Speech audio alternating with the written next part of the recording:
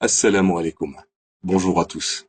Aujourd'hui, je me permets de publier une vidéo sur un sujet qui concerne toute la communauté musulmane. Ce sujet concerne les boissons de la marque Coca-Cola Company. Alors je parle bien évidemment de Coca-Cola, Fanta, Sprite et toutes les autres boissons de la compagnie. Disons-le sans détour, dans le Coca, il y a de l'alcool. Et ce n'est pas une information étendue par un frère qui l'a entendu par un frère, qui l'a entendu d'un cher, qui lui-même la tient d'un autre cher ami d'un scientifique qui travaille dans une société en étroite collaboration avec la firme Coca-Cola. Non, l'information vient directement du service consommateur de Coca-Cola.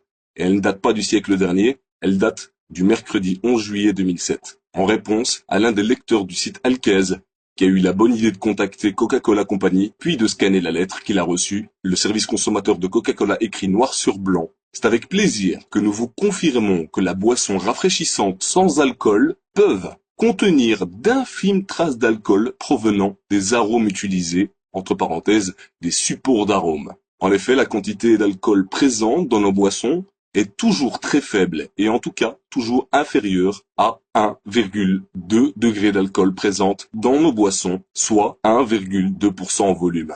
Seuil réglementaire pour les boissons sans alcool. Coca-Cola et les boissons de la même marque Fanta, Sprite contiennent de l'alcool ou peuvent contenir de l'alcool. Et même si le service client s'efforce de minimiser les choses en parlant de traces infimes, il avance un chiffre qui rend impossible toute objection. La quantité d'alcool peut atteindre 1,2% en volume. Autrement dit, une bouteille de Coca-Cola de 1,5 litre peut contenir jusqu'à 1,8 centilitres d'alcool. Vous vous imaginez? Et on sait très bien qu'il y en a qui sont accros au Coca-Cola. Ce chiffre va leur donner des idées de tout l'alcool qu'ils ont pu avaler. Alors si on fait la conversion entre la quantité d'un pack de bière, on a en effet vite fait de remplir des canettes de bière de 1,8 centilitres d'alcool. Alors plus sérieusement, ce qui m'a poussé à enregistrer cette vidéo, c'est le comportement de certains soi-disant musulmans. Il suffit d'ouvrir les yeux, d'aller dans les commerces et de voir si les musulmans vendent effectivement cette boisson. Et comme le disait un ami dans une autre vidéo, quand vous allez au supermarché, ouvrez les yeux, regardez, la communauté musulmane ne boit que du Coca-Cola. Et alors ce qui est le plus important, c'est que quand vous allez dans une mosquée, qu'est-ce qu'on vous sert? Du Fanta et du Coca-Cola au sein de la mosquée. Alors, à part le fait qu'il y a de l'alcool, sachez que boire du Coca-Cola, c'est financer, je dis bien, aider le gouvernement israélien à tuer chaque jour des Palestiniens. Vous imaginez le nombre d'argent que vous avez pu donner dans votre vie à la compagnie Coca-Cola. Pour ma part, il est inconcevable de donner 1 centime à Coca-Cola ou à toute autre société ou entreprise sioniste. Sachant qu'un jour je vais passer devant Allah Azza wa Jal, notre créateur, et qui me posera la question: as-tu aidé les sionistes à tuer des frères musulmans? Que répondrai-je à ce moment-là? Non?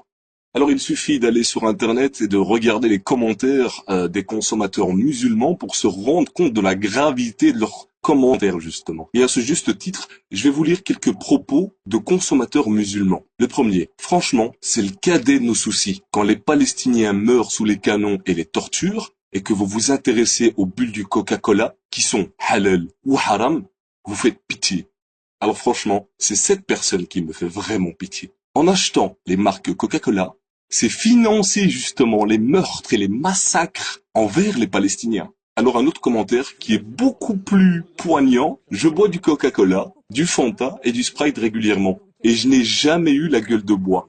Cessons de chipoter sur des constructions de phrases tout à fait claires. Moi j'estime que Coca-Cola est bien claire dans ses propos et on devrait la remercier. Cela prouve leur professionnalisme. Elle aurait très bien pu nous dire: il n'y a pas une goutte d'alcool dans le Coca. Alors là, c'est la meilleure. Clairement, cette personne, en remerciant Coca-Cola Company, encourage les meurtres, les tortures, les bombardements que commet Israël envers le peuple palestinien. Et puis, l'alcool n'est pas la seule raison de boycotter Coca-Cola. Vu qu'il suffit de prendre une petite étiquette autour d'une bouteille de Coca-Cola, que ce soit en français ou en arabe, et de l'inverser, de voir ça au verso. Et vous pourrez lire clairement, écrit en arabe: Nom Ka, No Mohammed. Astaghfirullah al-Azim. Quelle calomnie. Ça ne s'arrête pas là. Ça s'appelle des messages subliminaux, des messages cachés en quelque sorte. Là, je vous parlais de Coca-Cola. Vous pouvez prendre aussi Fanta, Sprite, et vous verrez clairement Shaitan, Satan, en train de tenir le monde entre ses mains, ou d'autres images, où on voit la terre en feu. Des images comme ça, il en existe plein, et pas uniquement dans les marques Coca-Cola. Sachez-le bien.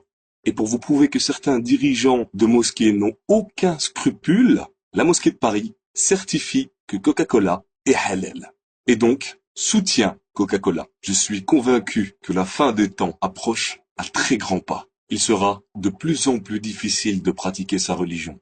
Le prophète Mohammed sallallahu alayhi wa sallam dit en ce sens que viendra un temps où la condition de celui qui voudra rester ferme sur sa religion sera comparable à celle d'un homme qui tient une braise dans la paume de sa main. Rapporté par Tirmidhi. À la fin des temps, il y aura des dévots ignorants et des connaisseurs pervers, quand vos savants apprendront en vue de gagner dinars et dirhams.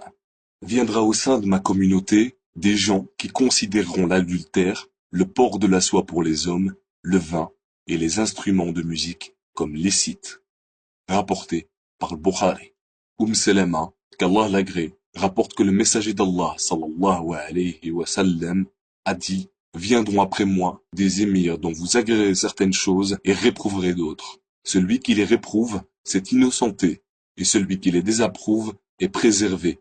Mais le péché ne touche que celui qui les agrée et les accepte. Les compagnons dirent: ne devons-nous pas les réprouver par l'épée? Il répondit: non, tant qu'ils accomplissent la prière. Muslim.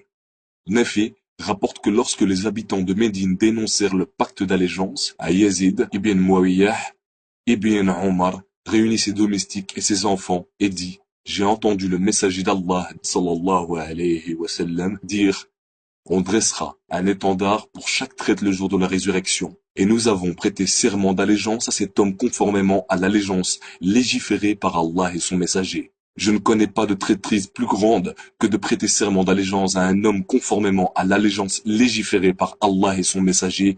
Je ne connais pas de traîtrise plus grande que de prêter serment d'allégeance à un homme conformément à l'allégeance légiférée par Allah et son messager, puis de le combattre. Et aucun d'entre vous n'a dénoncé ce pacte ou n'agré cette dénonciation sans qu'il n'y ait une rupture totale entre moi et lui. Al-Bukhari. Chers frères, chères sœurs en islam, je vous conseille vivement d'aller faire vos propres recherches. Comme je dis souvent, une info vérifiée par soi-même vaut 10 000 infos. Barakallahu fikoum. Je vous remercie. Jazakumullahu khair. Assalamu alaikum.